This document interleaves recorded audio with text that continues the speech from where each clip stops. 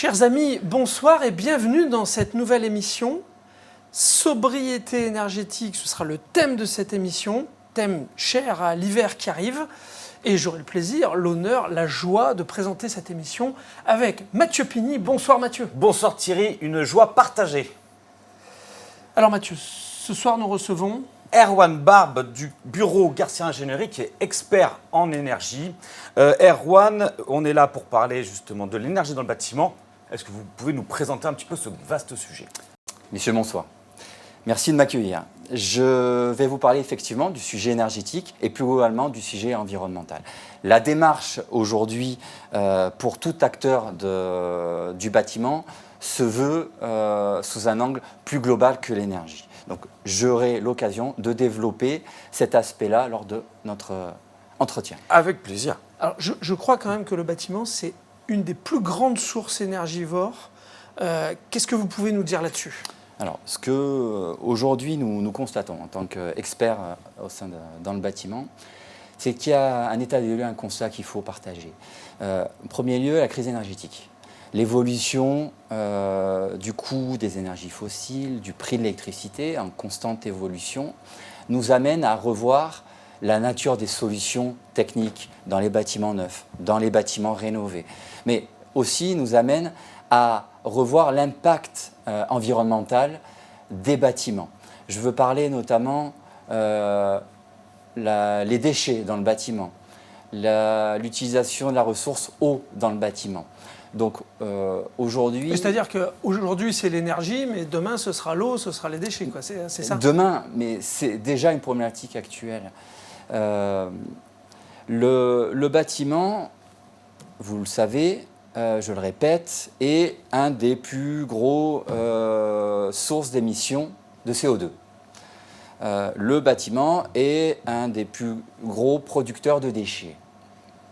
Le réchauffement climatique, aujourd'hui, révèle une augmentation de la température et nécessite d'avoir une approche globale et au-delà de la réglementation qui se met en place. Les réglementations qui se mettent en place sont le décret tertiaire sur l'existant. On en a parlé le mois Tout à fait. La réglementation neuve, qui est une des plus ambitieuses en Europe et qui, elle, a un regard, en plus des exigences énergétiques, des exigences environnementales. C'est-à-dire qu'aujourd'hui, tout acteur, tout propriétaire du bâtiment a pour l'obligation, lorsqu'il construit, de maîtriser son impact énergétique, d'améliorer son confort d'été, puisque nous sommes dans une région soumise à des contraintes climatiques importantes, mais surtout de regarder la nature des matériaux qu'il va employer et de réduire l'impact de ses déchets, mais surtout de son chantier, parce que le chantier constitue 20 à 30% du poids carbone d'un bâtiment sur sa durée de vie. Donc, je ramène ça sur la phrase suivante. Une ressource qui est employée dans un bâtiment lors de ses travaux a un impact lors de sa pose, lors de son exploitation et lors de son élimination. Donc aujourd'hui, ce qui est fait sur le neuf doit être fait également sur l'existant.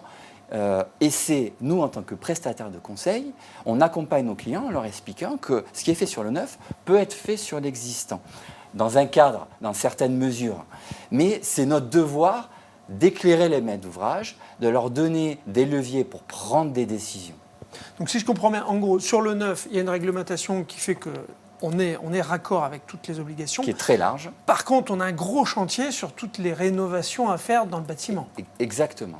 Exactement. Et j'aime à rappeler que ces exigences-là amènent à faire évoluer les compétences des acteurs de l'acte de construction. Donc, oui, la nécessité de la montée en compétence de tous les acteurs, y compris maîtrise d'ouvrage, puisque beaucoup de maîtrises d'ouvrage font appel à des assistants maîtrise d'ouvrage pour les accompagner dans ces démarches. Donc, c'est une structuration de l'ensemble des acteurs de l'acte de construire qui amène à pouvoir ambitionner d'atteindre ces objectifs. La commande publique aussi, on le rappelle, depuis des années a évolué. Aujourd'hui, on est sur des marchés, on parle de CPE, donc qui engagent les CPE contrat de performance énergétique. Ça engage les acteurs qui rénovent les bâtiments à justifier des niveaux de consommation qu'ils ont estimés. C'est-à-dire, on signe un contrat avec quelqu'un qui nous dit tu vas faire tant d'économies d'énergie et il s'engage à ce qu'il y ait ces économies Exactement. d'énergie. D'accord. On appelle aussi, ces CPE se déclinent aussi sur des marchés globaux de performance. Un mot là-dessus, c'est important. Vous parlez d'engagement à juste titre, mais c'est une révolution de mettre autour de la table des acteurs qui font de la conception, les cabinets d'architectes, les bureaux d'études pluridisciplinaires, des entreprises de travaux et des entreprises de maintenance. Donc, faire travailler tous ces gens ensemble, là, c'est une évolution. Il y a 10 ans en arrière, on ne savait pas encore travailler avec une entreprise de maintenance. Chacun était dans son coin. Chacun était dans son coin, chacun parlait son langage. Aujourd'hui, nous devons tous parler ces langages, parler plusieurs langues et s'adapter à ces nouveaux engagements. Donc en gros, une entreprise qui veut faire de la rénovation, elle a tout intérêt à demander à ce qu'il y ait bien tout le monde autour de la table, non seulement vous comme conseil, mais tous les acteurs de la construction pour aller sur cet engagement de performance. Bien sûr, pour une raison aussi. Associer en phase conception de travaux l'entreprise qui va réaliser les travaux, ça lui permet de tenir un chiffrage à jour régulièrement pendant la phase conception, d'alerter d'éventuelles évolutions de prix pour rentrer dans le budget du maître d'ouvrage. Le nerf de la guerre dans tous travaux, c'est de respecter l'enveloppe des budgets. Parce que les coûts de travaux s'envolent par l'évolution des prix des ressources premières. Mais les budgets des maîtres d'ouvrage, eux, n'évoluent pas. Le coût des fonciers, qui est une des charges principales dans les bilans de promotion, là aussi, il n'y a pas de baisse. Donc, les coûts de travaux, les budgets coûts de travaux ont tendance à stagner, voire à se réduire. Donc, il y a nécessité de créer des dynamiques collaboratives en réunissant archi, BE, entreprise de maintenance, même sur l'existant. Oui, parce que c'est l'entreprise de maintenance qui va garantir tous les conseils qui ont été donnés, tout ce qui a été fait. Exactement. Est-ce que justement, vous avez un exemple concret, un conseil à donner? Oui. Sur l'existant, l'approche doit se faire, comme je vous l'ai expliqué, doit être une approche globale. Nous remarquons par nos expériences que dans le tertiaire, et notamment dans l'industrie, ce parc dispose d'énergie fatale. Je parle de l'énergie rejetée sur les eaux usées, je parle de l'énergie rejetée sur l'air vicié, je parle de l'énergie utilisée pour les eaux de process, et je parle surtout de quartiers, micro-quartiers, dans lesquels on a des producteurs d'énergie, c'est-à-dire des acteurs qui produisent de l'eau chaude ou de l'eau glacée, et que la mutualisation des productions énergétiques à l'échelle de quartiers est le principal levier énergétique de la sobriété énergétique et le déploiement des énergies renouvelables. Puisque ce qui dirige notre devoir de conseil, c'est un cadre réglementaire, c'est des directives européennes qui rappellent également que l'introduction d'énergie renouvelable d'ici 2030 doit peser 30% de la production actuelle énergétique et que pour cela, déployer des réseaux énergétiques urbains, qu'on appelle urbains, au sein de quartiers entre bâtiments, est un levier. On a sur Marseille c'est l'éco-quartier. Ce qu'on appelle l'éco-quartier, ce qu'on appelle le smart grid thermique. Marseille, il faut le dire, on a la chance d'avoir des prestataires qui développent des réseaux d'énergie pour deux sources principales, l'énergie mer, qui vient de la mer. La mer a une température, on se sert de cette température qui est stable pour produire de l'eau chaude et de l'eau glacée, de la partager aux bâtiments. Et suivant l'année, ces bâtiments rejettent du chaud, rejettent du froid. Et grâce au réseau qui est mutualisé, cette énergie est communiquée aux acteurs qui font partie de ce réseau.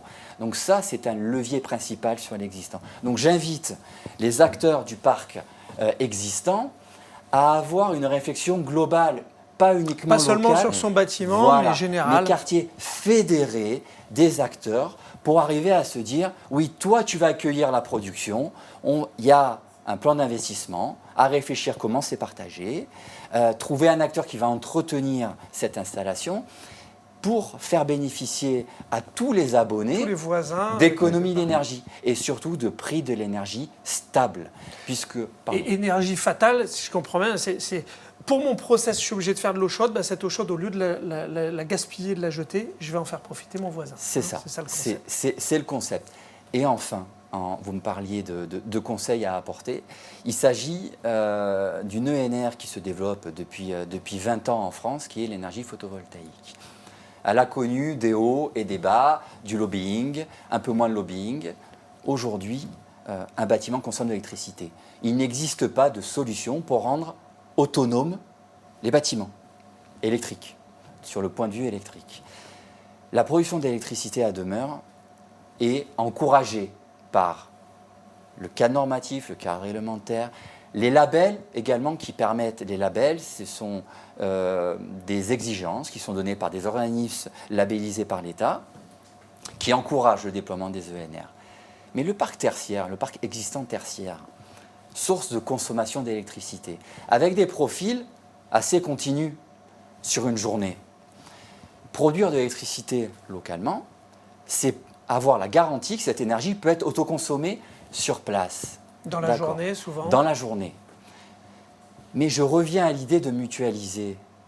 Sur un quartier, si un bâtiment peut accueillir une surface en toiture de capteurs plus importante qu'un autre bâtiment. Et plus que ses besoins, ouais. Et plus que Aussi. ses besoins. La mutualisation de cette production d'électricité aussi va permettre de partager cette électricité et de permettre aux abonnés aussi d'avoir un prix de l'énergie stable. C'est ce qu'on appelle l'autoconsommation collective. Donc j'ai une toiture qui est plus grande que mon besoin, je mets quand même des panneaux partout et je vais en faire bénéficier mes voisins. Exactement. C'est ça. Merci Erwan pour ces conseils. Nous avons retenu qu'il fallait jouer collectif. Nous arrivons en période d'hiver, c'était le sujet intéressant du jour. J'espère que cette émission vous aura donné un éclairage sur le bâtiment et ce que vous pouvez faire. Et donc je vous souhaite une agréable soirée et nous vous disons avec Mathieu à la semaine prochaine.